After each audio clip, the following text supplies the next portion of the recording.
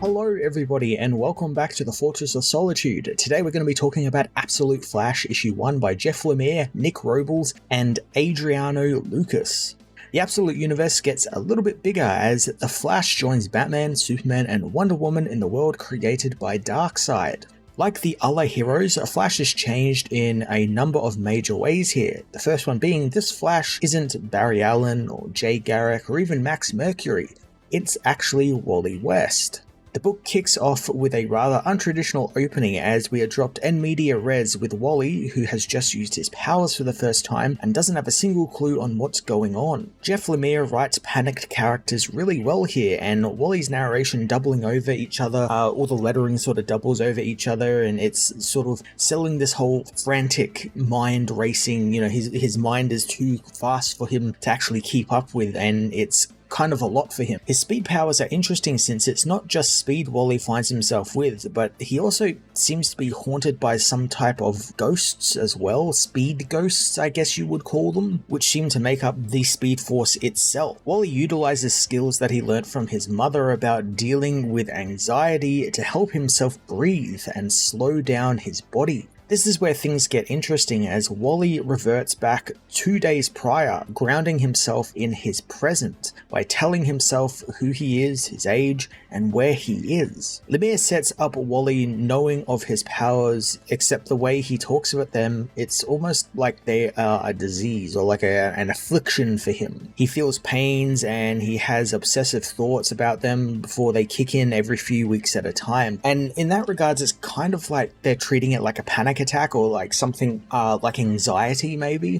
which is really interesting since I don't think that's a way that the Speed Force itself has actually been portrayed. It's been portrayed a number of different ways through the different universes, but at least to my, considerably limited knowledge when it comes to Speed Force in different universes, hasn't been portrayed as outright anxiety like it is here, which is really quite an interesting take on it. I also like the idea that Wally has this sort of obsessive sort of thing about needing to be in control or like having sort of like a routine. And in that regards, it's almost like they're treating the character like he's on the spectrum. And really, the Flash characters are a group of characters who I have considered to be on the spectrum, or at least some of them to be on the spectrum somewhere, thanks, to the speed powers and how they are able to utilize them very well and everything. And I like this idea that it seems to be exploring, or at least here, that Wally has some sort of OCD or like he likes, routine or like being in control of the situation he's in, and the introduction of this Speed Force to him gives him something that he cannot control, at least not yet. I'm sure he will get control over it, but it's something that's kind of upended his entire life. Wally quickly heads home, which is Fox Fort, a giant military base where his father Rudy West works. Guards give him a hard time thanks to running late, but Wally is rescued by Dr. Barry Allen. Seeing Barry in this world surprised the heck out of me, since I figured we'd just be jumping over him to Wally, like he wouldn't exist and Wally would be the premier Flash, which looks like it is going to happen, but I'm really surprised that Barry is actually here and around and seemingly alive. And I like how even in this Darkseid created world, he's still Wally's mentor and more or less big brother here. There's hints that their relationship is somewhat new, as Barry knows that Wally and his dad are kind of new to the base, so he tries to make the kid feel a little welcome, knowing that it's hard moving around from place to place with a father who works for the military or the government, and he offers to show Wally something very cool. As they head down into some labs, Barry and Wally get talking about family, with Wally revealing that his mother is dead, and he and his father don't really talk or see eye to eye, which is something that Barry can relate to, as it's not overly revealed, but it seems like his mother in this world is also gone, and he doesn't get along with his father as well. It's not outrightly said if Nora is actually dead, or if she's just, somewhere that maybe Barry doesn't talk to all that often or something, but I'd have to imagine, being this is the Darkseid created world, there would be certain aspects about these characters that stay intact, like Nora dying and, the pain that brought Barry. That would be something that would stick around because this is a Darkseid world, a world ruled by chaos and pain. Wally is soon introduced to Project Olympus, a secret experiment dabbling in psychics and biology. Barry tries to convince Wally to help him out since he knows the boy is quite smart and wants to utilize his genius to help him with Project Olympus. And this is something that Wally actually jumps at the chance of, because no one up until now has really taken any interest in him or, given him a place and what to do in this new city that he's found himself in. So he immediately wants to help Barry in his experiments. However, his father soon pops by and puts a swift end to that. I really do like how out of touch Rudy is written. He's not realizing that his shuttling of his son around the country and around to different army bases and labs is having a detrimental effect to Wally's mental health and his social life, his social health as well. Since Wally reveals that he's got no friends in this place, he spends all of his time alone, since his father seems to think that he'll have just made friends because he's a young person. He'll just have made friends already, even though they've been in the town for what seems like days. Barry tries to calm things down, but Rudy doesn't like him trying to get involved in his son's life and wants him to just leave and forget about it. Wally is sent back to his quarters, as in the present, Wally finds himself in the Nevada desert. Thinking about going into the lab with Barry was just a bad idea, and he should have run and been on his own where it was safer. This solitude is soon interrupted by a tank-like vehicle, which fires an arrowhead-shaped projectile at him that begins tracking him across the Mojave Desert. Wally flees into a nearby cave as the tank stops and the rogues disembark. Knowing full well, thanks to Boomerang's grown boomerang, that Wally West is cornered in the cave. The redesigns for the rogues are really cool. They're very, very simple. I expected some sort of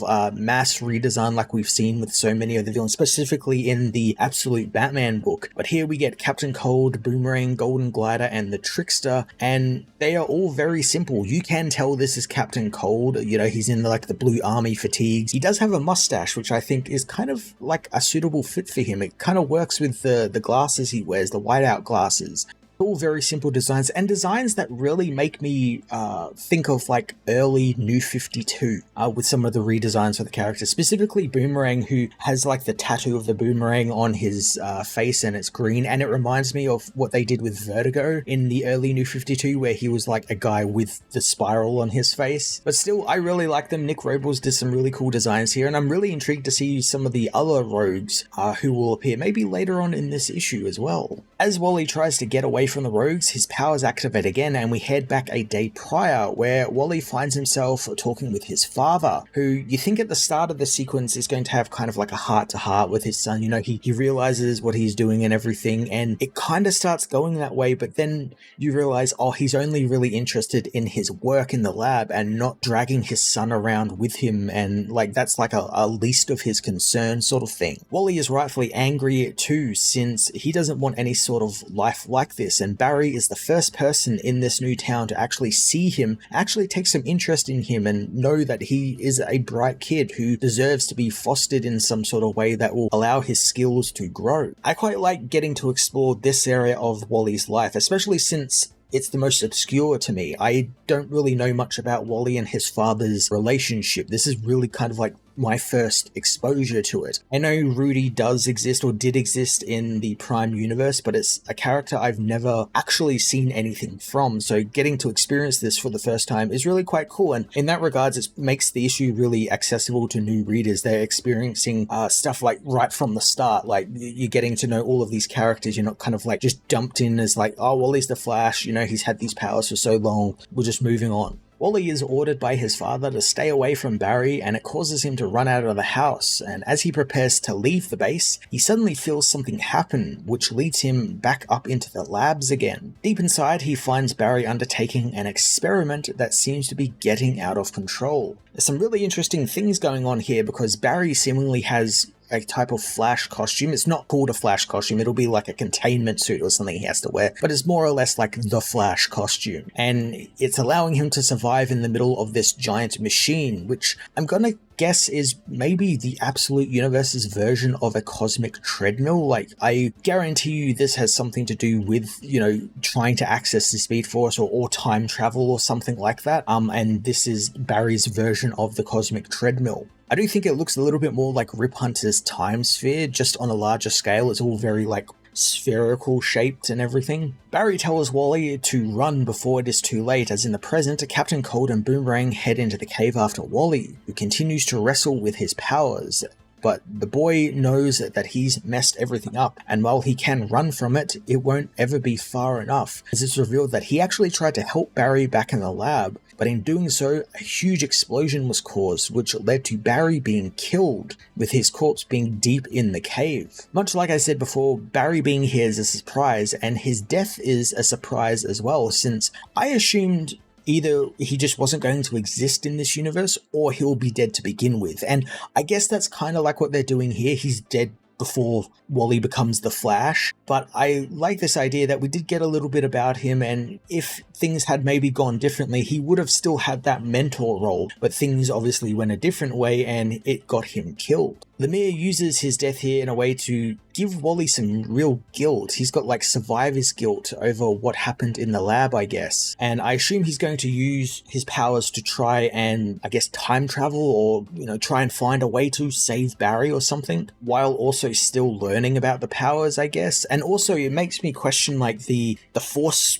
ghost spirit things we saw in the Speed Force at the beginning of the issue. Is that Barry? Because when you look back at it, the ghostly faces that are all screaming and stuff all kind of have like a Flash suit on, or like something that could be construed as like a Flash suit. So could the Speed Force technically be Barry, like his essence or something? Some really interesting like ways they could go with this. Like, could his ghost or something end up becoming, the Black Racer or something in this universe? Or, there's a million different ways you could actually go with how the Speed Force is presented in this universe. And even if it is the Speed Force, because the Speed Force itself is like something that's like a constant in all these universes, like would it look different in this universe because it's a Darkseid created universe cut off from everything? What would it be? I'm really hoping Lemire gets to explore all of this in the coming issues. Now, the book doesn't finish up with Barry's corpse laying in a cave. The issue actually heads 1 year into the future,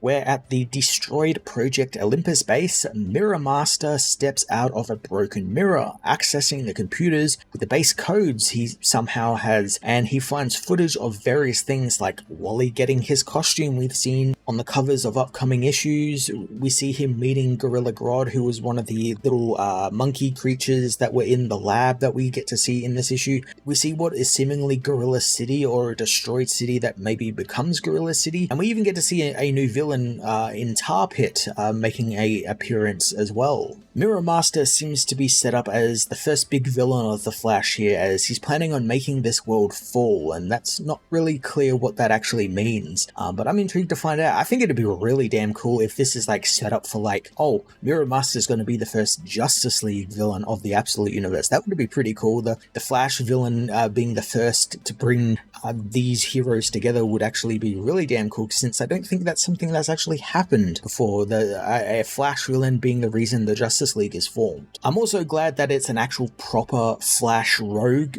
who is this first villain. It's not immediately going to like reverse Flash or doing stories we've seen countless times with the Flash. And Mirror Master taking a main role here also kind of feels like a long time coming, since I feel he's a very criminally underutilized villain. I really like Mirror Master and his power set, so I'm intrigued to see what Jeff Lemire does with him. Absolute Flash issue 1 is off to a very great start. I really like how Jeff Lemire is portraying Wally's speed. The Speed Force in general is just really weird and different. I like that it's a bit more of kind of like a disease, and there's the added fact that it feels like a disease of like guilt, and Wally can't control anything like this, which is something that seems to be very prevalent with this Wally. He needs to feel in control somehow. There's also, again, lots of really refreshing, very cool reshapings of the Flash mythology and the lore, but not once did I feel alienated in what's going on, like they don't just drop you into it, which also bodes well for new readers who want to, pick up this new #1, see what the Flash is about. I can't wait to see what Jeff and his team do with Wally, the Rogues, and the ghostly Speed Force that is beginning to haunt Wally West. I am going to give this issue a 10 out of 10.